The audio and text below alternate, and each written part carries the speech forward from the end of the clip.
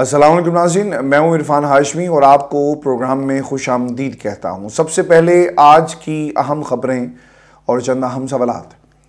इमरान खान की एक झलक का खौफ, पाकिस्तान की सारी अदालतें अडयाला जेल कैसे शिफ्ट हुई, अडयाला जेल अदालत में इमरान खान के साथ दूसरी कौन सी नई सियासी शख्सियत बैठेगी, इसकी तफसील आपके साथ हम शेयर करेंगे। और फिर इमरान खान ने पाकिस्तान तहरीक इंसाफ के पहले टिकट के लिए किस नाम का इंतखाब किया और वो कहां से इलेक्शन लड़ेगा, कप्तान के बल्ले से वकला तैयार हैं। तमाम पीडीएम की जमातों की छतरोल के लिए इसकी तफसील भी आपके साथ हम शेयर करेंगे। और व्यूअर्स आपको बताएं कि इलेक्टेबल्स के इंटरव्यूज़ ऑनलाइन जारी थे जिनका ताल्लुक बलूचिस्तान से है कि नवाज शरीफ मॉडल टाउन से अचानक रवाना हुए। उनकी रवानगी 15 साल बाद एक ऐसी शख्सियत के घर हुई जिनके साथ वो अब सीट एडजस्टमेंट करने जा रहे हैं। और अब इस मुलाकात की अंदरूनी कहानी की तफसील भी आपके साथ हम शेयर करेंगे। और व्यूअर्स सबसे अहम 11 साल बाद साबिक वज़ीर आज़म के कत्ल का केस, क्या कातिल बेनकाब होंगे और इस केस को क्यों लगाया गया और अदलिया इससे क्या हासिल करना चाहती है। और फिर इलेक्शन में झोल ही झोल, निगरान वज़ीर आज़म काकड़ इलेक्शन के हवाले से क्या कहते हैं और फिर निगरान वज़ीर आज़म के बकौल पीटीआई इलेक्शन लड़ेगी या नहीं लड़ेगी, इसकी तफसील भी आपके साथ हम शेयर करेंगे। लेकिन व्यूअर्स सबसे पहले आपको बताएं कि पाकिस्तान में इमरान खान की एक झलक का फैसला है और सारी अदालतें अडयाला जेल शिफ्ट हो चुकी हैं। जो फैसला मुतवक्के था वही हुआ। इलेक्शन कमीशन ने तौहीन इलेक्शन कमीशन केस में फ़ैसला महफूज किया और इस केस का ट्रायल जेल में होना चाहिए या फिर इलेक्शन कमीशन के दफ्तर में, और ये फ़ैसला फिर बिलाखिर सुना दिया गया।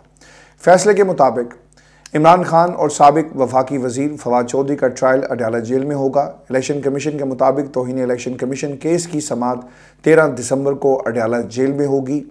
लेकिन सबसे अहम सवाल ये है कि आपने दो शख्सियात जिनमें से एक ने मुंशी कहा और फिर खान साहब ने भी जो अल्फाज कहे बिल्कुल दुरुस्त कहे, लेकिन असद उमर साहब इस केस के अंदर, यानी उनकी समाअत इस केस की वो कहाँ हो रही है ये किसी को मालूम नहीं है।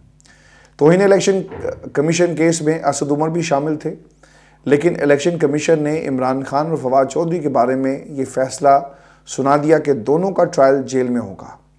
असद उमर के बारे में ये नहीं बताया गया। इसकी वजह ये थी कि असद उमर ने पाकिस्तान तहरीक इंसाफ को खैरबाद कहा और फिर हो सकता है कि उन्हें इसी बुनियाद पर रिलीफ मिल गया हो।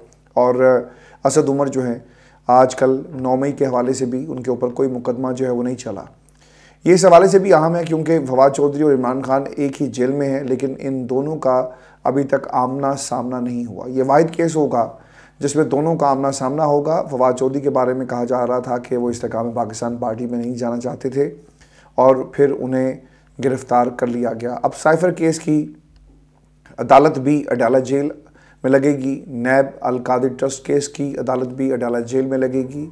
इलेक्शन कमीशन के केसेस भी अडयाला जेल में, और 9 मई के केसेस और इद्दत में निकाह का केस भी मुमकिन तौर पर अडयाला जेल में ही सुना जाएगा। व्यूअर्स सवाल ये है कि इमरान खान को लंबे अरसे तक क्या जेल में रखने का मंसूबा बना लिया गया, तो मेरा ख्याल है कि ये सवाल अब आउट ऑफ जो है कॉन्टेक्स्ट हो चुका है। इसकी अहमियत नहीं है क्योंकि अब तो इसके ऊपर अमल हो रहा है। अडयाला जेल को अदालत में तब्दील करने से एक बात तो तय हो चुकी है कि अब से इमरान खान को किसी भी केस में जुडिशल कॉम्प्लेक्स नहीं लाया जाएगा। सारी की सारी समातें जेल में ही होंगी। नैब केस में नैब ने 60 के करीब गवाह पेश करने हैं। वो फैसला भी इसलिए किया गया ताकि इमरान खान को एक लंबे अरसे तक जेल में रखा जाए और वहीं पर इस केस की समाअत हो। अब जो अहम सवाल है कि क्या सहाफ़ी जेल में जाएंगे, तो व्यूअर्स आपको ये बता दें कि पहले साइफ़र केस में हुकूमत ने बताया कि ये ऑफिशियल सीक्रेट एक्ट का मामला है, इसलिए मीडिया नहीं जा सकता। लेकिन फिर इस्लामाबाद हाई कोर्ट ने फैसले के बाद सहाफ़ी जेल जो हैं वो गए या भेजे गए।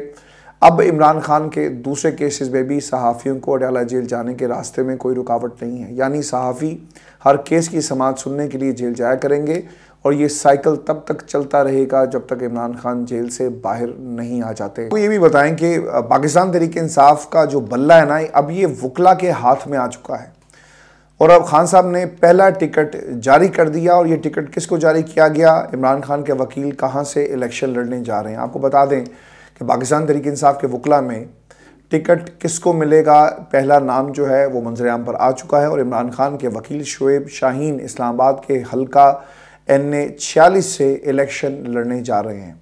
एक मुश्किल इलेक्शन होगा क्योंकि ये वफाक के अंदर आपने इस्लामाबाद में ये इलेक्शन लड़ना है, तो यकीनन रियासत अपना काम जो है वो ज़रूर दिखाएगी।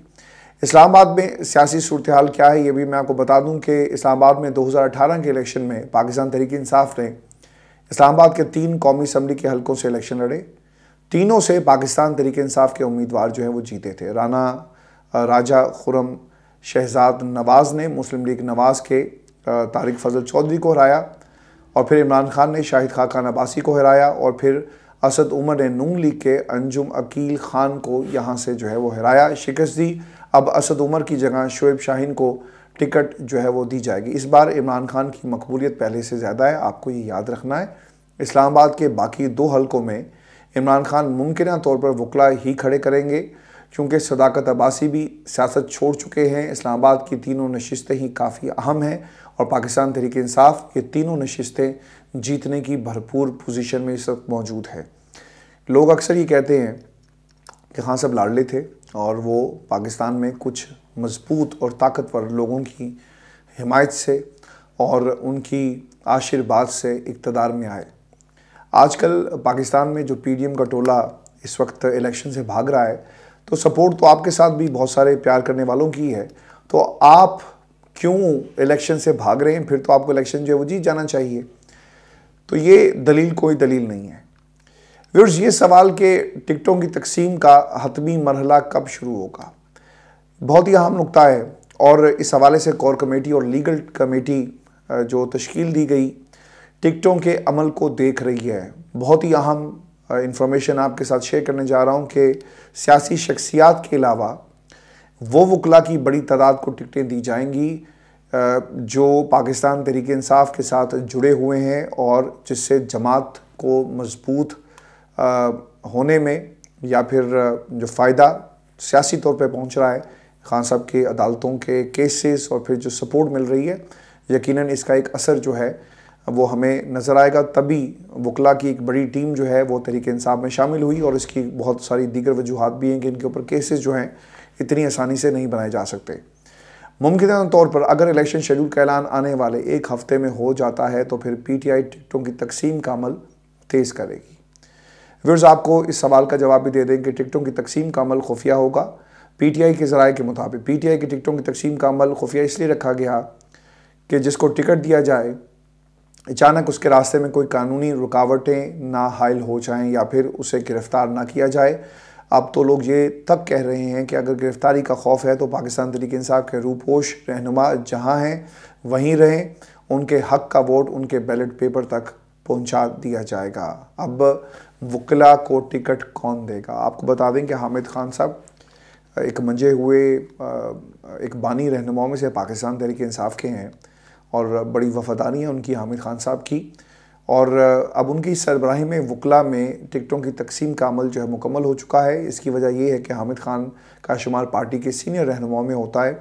वो तहरीक-ए-इंसाफ के बानी रहनुमाओं में से एक हैं और इमरान खान भी उन पर इत्मीनाद करते हैं और हामिद खान ग्रुप चूँकि बार के इलेक्शन लड़ता है इसलिए उन्हें इलेक्शन का बहुत वसी तजर्बा है। अब वक्त आ गया है कि वकला अपने इस तजर्बे को पाकिस्तान तहरीक-ए-इंसाफ के लिए पेश करें और पाकिस्तान तहरीक-ए-इंसाफ इससे फ़ायदा उठाए। और यकीनन अब वकला की एक बड़ी तादाद तहरीक-ए-इंसाफ के प्लेटफॉर्म से इलेक्शन लड़ने जा रही है और यकीनन इसका तहरीक-ए-इंसाफ को जो है फ़ायदा होगा। लेकिन आने वाले दिनों में मुझे ऐसा लगता है कि खान साहब की ज़िंदगी के बाद अल्लाह ताला उन्हें लंबी ज़िंदगी दे, तमाम सियासतदानों को जो पाकिस्तान के लिए मुखलिस हैं उन्हें लंबी ज़िंदगी दे, अच्छे लोगों को लंबी ज़िंदगी दे और जो पाकिस्तान के लिए अच्छा सोचते हैं। होगा ये कि ये जमात जो है ना, ये वकला की जमात फ्यूचर में बन जाएगी। मैंने इससे पहले भी आपको कहा था कि मैं वकला तहरीक को बहुत करीब से देखा। जजेस की जिनको डिपोज किया गया जब निकाला मुशर्रफ साहब ने, तो मैंने उनको बहुत करीब से देखा। तो उस वक्त भी ये बात होती थी कि कोई जुडिशल एक पैनल बनाया जाए, कोई जुडिशल पार्टी बनाई जाए तो तहरीक-ए-इंसाफ शायद मुस्तकबिल की एक जुडिशल पार्टी जो है कम अज़ कम। व्यूअर्स, आपको बताएं कि ये मॉडल टाउन का वाक़या है जहाँ पर नवाज शरीफ साहब मौजूद थे और बलूचिस्तान से ताल्लुक़ रखने वाले जो इलेक्टेबल्स हैं उनके इंटरव्यूज़ जारी थे और ऑनलाइन इंटरव्यूज़ के हवाले से बताया जा रहा है कि एक लंबी लिस्ट है इलेक्टेबल्स की जो तहरीके पाकिस्तान मुस्लिम लीग नून के अंदर जिन्हें कहा जा रहा है कि अब आपने यहाँ से इलेक्शन जो लड़ना है ताकि नवाज शरीफ साहब का रास्ता जो हमवार किया जा सके। देखिए जुल्म इस मुल्क में क्या हो रहा है कि यहाँ पर कन्वेंशंस की इजाज़त नहीं है और दूसरी तरफ बाकायदा तौर पर स्टेट प्रोटोकॉल नवाज शरीफ को मिलता है। वो लोगों के इंटरव्यूज़ कर रहे होते हैं इलेक्टेबल्स के, एकदम से उठते हैं और वो चले जाते हैं और वो अब गए कहाँ ये भी मैं आपको बता देता हूँ कि उन्हें बताया गया और एकदम से उन्होंने इंटरव्यूज़ वहीं पे ख़त्म किए और वो उठ कर चले गए। नवाज शरीफ साहब 15 साल बाद एक इंतहाई अहम सियासी मुलाकात के लिए गए और ये मुलाकात 40 मिनट की तक जारी रही और कहा ही जा रहा है कि 15 साल बाद चौधरी शुजात से मिलने उनकी रिहाइशगाह पहुँचे। दोनों के दरमियान मुलाकात 40 मिनट तक जारी रही। नवाज शरीफ 2009 में चौधरी शुजात की वालदा की वफ़ात पर ताज़ियत के लिए उनके घर गए थे और इस मुलाकात के अंदर नवाज शरीफ के हमरा शहबाज शरीफ, मरीम नवाज़, राना सनाउल्लाह, एयाज सादिक, आज़म नज़ीर तारड़ मौजूद थे। जबकि चौधरी शुजात हुसैन की तरफ से मुलाकात में चौधरी सालिक हुसैन, चौधरी शाफे हुसैन, चौधरी वजाहत और तारिक बशीर चीमा साहब जो हैं वो शरीक हुए। मुलाकात में सीट एडजस्टमेंट और आइंदा इंतखाबात से मुतल्लिक मुशावरत की गई है। चौधरी शुजात साहब ने मुतालबा किया कि जिन सीटों से हमारे लोग जीते थे ना सिर्फ वो हमें दी जाएं बल्कि गुजरात, सियालकोट, मंडी बहाउद्दीन और हाफिजाबाद में भी हमें सीटें दी जाएं। अब इस पर नवाज शरीफ साहब का जवाब क्या है? नून लीग और काफ लीग के दरमियान पंजाब असम्बली की 3 और कौमी असम्बली की 2 नशिस्तों पर मुशावरत मुकम्मल हो चुकी है। नून लीग तारिक बशीर चीमा के मुकाबले में कोई उम्मीदवार खड़ा नहीं करेगी। अब मैं तहरीक इंसाफ के और पाकिस्तान तहरीक इंसाफ के उन तमाम लोगों से कहूँगा कि वक्त आ गया कि बदला लेने का। और तारिक बशीर चीमा साहब ये वही हैं जिन्होंने इमरान खान साहब के हवाले से और इस पूरी जो काफ लीग है इसको तोड़ने में कलीदी किरदार अदा किया। वक्त आ गया कि आप अगर चाहें तो बदला ले सकते हैं। तारिक बशीर चीमा के मुकाबले में नून लीग अपना कोई उम्मीदवार खड़ा नहीं कर रही। अगर यहाँ से कोई तगड़ा उम्मीदवार खड़ा किया गया तो तारिक बशीर चीमा को शायद ये सीट नसीब ना हो। और अब देखना ही होगा कि तहरीक इंसाफ किस तरह की परफॉर्मेंस जो है वो दिखाती है। परफॉर्मेंस इन्होंने क्या दिखानी है, पाकिस्तान की आवाम किसके साथ खड़ी है, मुझे कहने की ज़रूरत नहीं है। लोग इन हलकों में क्या कह रहे हैं सर्वेस करवा लें, आपको पता चल जाएगा। फिर व्यूअर्स, चकवाल से साबिक रुकन कौमी असम्बली हैं जी चौधरी सालिक साहब, उनकी सीट पर भी सीट एडजस्टमेंट हो चुकी है। यानी ये कितना लोग डरते हैं, ये दुनिया की शायद वाहिद जमहूरियत होगी।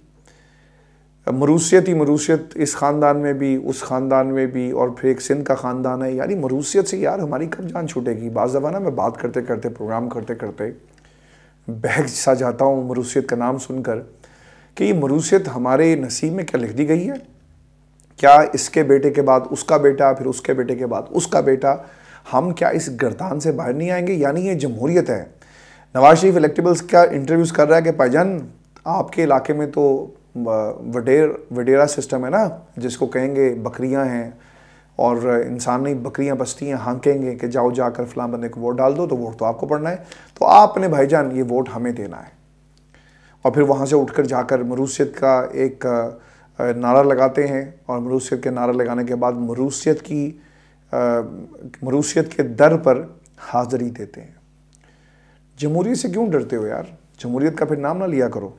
अगर जमहूरियत इस मुल्क के अंदर किसी को काबिल कबूल नहीं है और आप समझते हैं कि जमहूरियत जो है वो इस मुल्क के लिए उसकी निजात यानी मसाइल का हल नहीं है, तो फिर बंद कर दें ड्रामा। जिसने जो हुकूमत लानी है ऐलान करे, ताकि कम अज़ कम पाकिस्तान की आवाम को क्लैरिटी तो होगी ना कि हमारे पास किस किस्म के हुक्मरान मौजूद हैं। और फिर चौधरी वजाहत हुसैन के बेटे और साबिक रुकन कौमी असम्बली हुसैन अल्लाही की सीट पर कोई मुशावरत नहीं हुई। दोनों तरफ से इस पर बाद में मुशावरत पर इत्तफाक जो है वो किया गया है। मुलाकात में व्यूअर्स ये भी तय पाया कि दीगर 2 सूबाई असम्बली की नशिस्तों पर जो नाम चौधरी शुजात देंगे इसकी सीट कन्फर्म होगी। इसके लिए चौधरी शुजात ने दोनों बेटों का नाम दे दिया। उनके मुकाबले में नून लीग कोई उम्मीदवार खड़ा नहीं करेगी। लानत है ऐसी जमहूरियत पर और जमहूरियत के ठेकेदारों पर। अगर चौधरी सालिक कौमी असम्बली का इलेक्शन लड़ेंगे तो उनके नीचे 2 सूबाई असम्बलियों के उम्मीदवार नून लीग के होंगे, जबकि तारिक बशीर चीमा के नीचे 2 सूबाई असम्बलियों पर भी नून लीग के उम्मीदवार मौजूद होंगे। ये अब क्या कर रहे हैं? आप सिर्फ मुकमुका कर रहे हैं। ये जमहूरियत नहीं है, ये सिर्फ और सिर्फ इस मुल्क को डिपाने की साजिश है। और हम सब इस साजिश में कोई ज़्यादा इन्वॉल्व है, कोई बहुत ज़्यादा इन्वॉल्व है, कोई कम इन्वॉल्व है। या कुछ लोग धोखे में आकर वोट किसी और को डाल देते हैं। तो खुदा के लिए होश के नाखुन लें, क्योंकि आप खुद बदलेंगे तो पाकिस्तान बदलेगा, ऐसे हालात जो हैं वो नहीं बदल सकते। और फिर आपको ये खबर दे दें कि बहुत बरसों से एक बहस चली आ रही थी कि वज़ीर-ए-आज़म का कत्ल हुआ और जुडिशल कत्ल हुआ और इसका अजाला कौन करेगा, और अब ये काजी का इम्तिहान शुरू हो गया, वक्त के काजी का, यानी काजी मोहतरम इज़्ज़त माब जनाब सरकार काजी फ़ायज़ ईसा साहब का इम्तिहान शुरू हो गया, या फिर वो एक तरह से क्रेडिट लेना चाहते हैं। 11 साल बाद अदालत में जुल्फ़िकार अली भुट्टो की फांसी को अदालती कत्ल करार देने का सदारती रेफरेंस समाअत के लिए मुकर्रर करने का फ़ैसला किया गया। सदारती रेफरेंस आइंदा हफ्ते समाअत के लिए मुकर्रर होने का इम्कान है। व्यूअर्स, आपको ये बता दें कि सदारती रेफरेंस की समाअत चीफ जस्टिस पाकिस्तान काजी फ़ायज़ ईसा की सरबराही में होगी और समाअत लार्जर बेंच करने जा रहा है। रेफरेंस 2011 में पाकिस्तान पीपल्स पार्टी की हुकूमत ने सदर आसिफ अली जरदारी के ज़रिए सुप्रीम कोर्ट ऑफ पाकिस्तान में जुल्फ़िकार अली भुट्टो की फांसी से मुतल्लिक दायर किया, और उस वक्त सुप्रीम कोर्ट के चीफ जस्टिस इफ्तिखार मोहम्मद चौधरी ने अपनी सरबराही में 11 रुकनी लार्जर बेंच तश्कील दिया, जिसने 3 जनवरी 2012 से 12 नवंबर 2012 तक केस की 6 समातें की, लेकिन फ़ैसला नहीं आया। काजी साहब का ये क्या फ़ैसला होगा और वो क्या फ़ैसला करेंगे? काजी फ़ायज़ ईसा भुट्टो को एक बार फिर पहले 20 से एक अदालती कत्ल जो है वो करार दे चुके हैं। उनकी राय का सबको पता है। गुज़श्ता दौर में, यानी जो आसमा जहांगीर कॉन्फ्रेंस में काजी साहब ने ये कहा कि भुट्टो का अदालती कत्ल हुआ। इसके साथ साथ उन्होंने नवाज शरीफ के बारे में भी ये कहा कि उन्हें एक तरह से सिस्टम ने निकाला। Qazi Faez Isa Supreme Court Practice and Procedure Act की समाअत में भी मार्शल लॉ के मुताबिक ये कह चुके हैं कि मार्शल लॉ को नाफिज करने का जवाज़ हमारी ही अदालत ने दिया। तो काजी फ़ायज़ ईसा ने ये केस लगाया ही इसलिए ताकि वो इस रेफरेंस के हक़ में फ़ैसला दें। बाकी मुनहसर है कि काजी फ़ायज़ ईसा किस किस्म का लार्जर बेंच बनाते हैं। क्या वो अपना हम ख्याल ग्रुप या बेंच सामने लाएंगे जिसमें जस्टिस अमीनुद्दीन है, जमाल मंदोखेल है, अतर मिल्ला हैं, या फिर दूसरे जजेस भी इसमें शामिल होंगे? सवाल व्यूअर्स ये भी है कि काजी ईसा को ये नज़र नहीं आ रहा कि इमरान खान के साथ क्या सलूक हुआ। क्या इमरान खान साबिक वज़ीर-ए-आज़म नहीं है? क्या इमरान खान को गैर आईनी तरीके से नहीं निकाला गया, बल्कि वो तो उल्टा प्रेस रिलीज़ जो है वो जारी करते हैं? क्या इमरान खान पर ऑफिशियल सीक्रेट एक्ट नहीं लगाया जा रहा? वो ठीक है। इमरान खान के ख़त में काजी ईसा जो स्पेलिंग और इसके साथ साथ बाइंडिंग और हेडिंग्स की गलतियाँ निकालते हुए आपको नज़र आएंगे, लेकिन इंसाफ नहीं मिलेगा। यानी इस मुल्क का अलमिया ये है, और मैं आपको बात बताऊँ, ये सियासी फ़ैसला होगा और इसके नताइज भी बहुत दूर तक जाएंगे, क्योंकि पूरी दुनिया जानती है कि जनरल ज़िया ने क्या कुछ किया, और जनरल ज़िया और अमेरिका का क्या किरदार था भुट्टो साहब की फांसी के हवाले से, और क्या इन फैसलों के अंदर लिखा जाएगा कि अदालत ने गलत फ़ैसला दिया, और क्या उन लोगों के नाम भी शामिल होंगे जिनके ऊपर प्रेशर था उस वक्त की इस्टेब्लिशमेंट की तरफ से। और अगर ऐसा हुआ तो यकीनन ये एक इंतहाई नामकबूल फ़ैसला होगा पाकिस्तान में नवाज शरीफ साहब के प्यार करने वालों के लिए। तो ये एक इम्तिहान काजी साहब का इस लिहाज से ज़रूर है, और मुझे ऐसा लगता है कि पीपल्स पार्टी को शायद इस फैसले में अगर रिलीफ दिया गया, उनके लिए एक बहुत बड़ी फतह होगी कि अदालत ने अपनी गलती को तस्लीम करते हुए भुट्टो साहब के हवाले से फ़ैसले को रिवर्स किया। लेकिन भुट्टो वापस नहीं आएंगे, और भुट्टो अब दुनिया से जा चुके। हमने उनके नाम पर बहुत सारा सियासत कर ली, हमने उनके नाम को ज़िंदा रखा। पाकिस्तान पीपल्स पार्टी ज़रूर फिर उनके नाम के हवाले से सियासत करेगी, क्योंकि भी यही होता रहा ना। आज राना सनाउल्लाह कहता है कि जज ने घर आकर नवाज शरीफ से माफ़ी मांगी, और ये सब कुछ होता रहा। जब इंसाफ वक्त पर ना हो ना, तो ऐसे इंसाफ का कोई फ़ायदा नहीं। जब इंसाफ इमरान खान को उस वक्त नहीं मिलेगा जब उसकी ज़रूरत है, तो ये नुकसान सिर्फ इमरान खान का नहीं है। इमरान खान था, इमरान खान है, इमरान खान रहेगा, लेकिन पाकिस्तान का जो नुकसान होगा, और हम कितने बरस पीछे चले जाएंगे। चूँकि बाज़ लोग ये समझते नहीं हैं कि इमरान खान सिर्फ अपनी एक शख्सियत का नाम नहीं है। इमरान खान के साथ जो चलने वाली दुनिया, जो वोट बैंक है, वो वोट बैंक जो है वो किधर जाएगा? वो क्या चौधरियों के पलड़े में डाल दिया जाएगा, या चौधरियों को फॉलो करेंगे, या फिर वो जाकर नवाज शरीफ को फॉलो करेंगे, या फिर उन इलेक्टेबल्स को के सामने अपने आप को सरेंडर कर देंगे कि जनाब ठीक है माई बाप, जिधर आप कहेंगे हम हाजिर हैं, और जहां आप हाँकेंगे हम हाँकने के लिए भी आपकी इशारे के लिए तैयार हैं। तो ये पाकिस्तान की जमहूरियत, मुझे तो अब ड्रामा लगना शुरू हो गया, और बाज़ दफ़ा ना मुझे इस निज़ाम से घिन आना शुरू हो जाती है। मैं बात करते करते थोड़ा सा डिरेल हो जाता हूँ, लेकिन ये डिरेल होना नहीं है, ये हकीकत को अश्कार करने के बराबर है। समझना है, रियलिस्टिक होना चाहिए कि ये सिर्फ एक ड्रामा है और कुछ नहीं है। मैं आपको इसकी एक एग्जांपल ये भी दे देता हूँ ना कि अब ये इलेक्शन की हतमी तारीख क्यों नहीं आ रही। निगरान वज़ीर-ए-आज़म साहब जो है ना, वो ऐलान उन्होंने कर दिया है जी कि एक इंटरव्यू में उन्होंने दावा किया कि इंतखाबात जी 8 फरवरी को ही होंगे और शफाफ भी होंगे, फ्री एंड फेयर भी होंगे, और जो पैमाना है वही होगा। पाकिस्तान में तो भाई फ्री एंड फेयर का पैमाना ये है कि जिसके साथ ताकत है वही फ्री एंड फेयर इलेक्शन का पैमाना सिर्फ एक पार्टी को आपने खुली छुट्टी दी, एक पार्टी की सारी लीडरशिप जेल में है, इस पार्टी के इंतखाबी निशान को हथियाने की कोशिशें की जा रही हैं। यानी आपको बल्ले से इतना प्यार है तो आप उस जमात के अंदर शामिल क्यों नहीं हो जाते। इस पार्टी के लीडर का जेल ट्रायल, कहीं भी वर्कर्स कन्वेंशन ना करने देना, और फिर सैकड़ों अफराद के खिलाफ मुकदमे। काकड़ का पीटीआई को इलेक्शन से आउट करने का एक इशारा, ये एक सवाल था। मैं आपको बता दूं कि काकड़ साहब ये कहते हैं कि इमरान खान या उनकी जमात पर इंतखाबात लड़ने के हवाले से फ़िलहाल कतई नहीं है। कोई गैर मामूली चीज़ आ जाती है तो कुछ नहीं कह सकते। अब ये क्या गैर मामूली चीज़ होगी, ये एक बहुत बड़ा सवाल है। जब इलेक्शन शेड्यूल जारी हो, election commission Akbar S Babar की दरख्वास्त सुनते हुए पार्टी से बल्ले का निशान ले ले, या फिर पार्टी के इंट्रा पार्टी इलेक्शंस को ही कलअदम करार दे दे ताकि पीटीआई पार्टी टिकट जो है वो जारी ना कर सके, तो ये वो तरीक़ाकार इस्तेमाल होने जा रहा है। और आज आप ये बात लिख लें, इसके ऊपर बड़ी संजीदा बात हो रही है कि अकबर एस बाबर की दरख्वास्त को लगाया जाए और लगाने के बाद इस पर कोई ना कोई फ़ैसला जो है वो सुना दिया जाए। व्यूअर्स, शायद वक्त कम है और इनके लिए एकदम से ही आनन फानन करना इतना आसान नहीं होगा, लेकिन काकड़ साहब ये कहते हैं कि 9 मई के बाद लोग गुमशुदा नहीं, रूपोश हुए थे।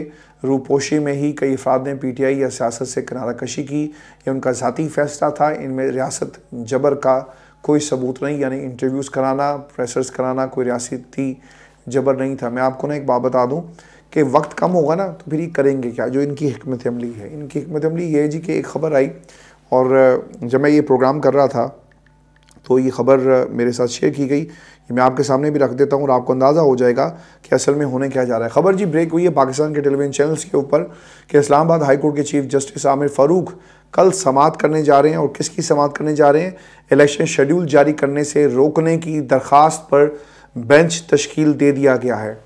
और ये दरख्वास्त जो जी आई है, एक मुहिब वतन शहरी ने इस्लामाबाद हाई कोर्ट का दरवाज़ा खटखटाया और वो ये कहते हैं कि ये बात ऑन रिकॉर्ड है कि पाकिस्तान में अफगान शहरियों को गैर कानूनी तौर पर नादरा ने शनाख्ती कार्ड जारी किए। इलेक्शन कमीशन नादरा को हुक्म दे कि सबसे पहले इन लोगों ने शनाख्ती कार्ड ब्लॉक करें, इसके बाद उनके वोट ब्लॉक करें। जब तक ये नहीं होता तब तक इलेक्शन कमीशन इलेक्शन शेड्यूल जो है वो जारी नहीं कर सकती।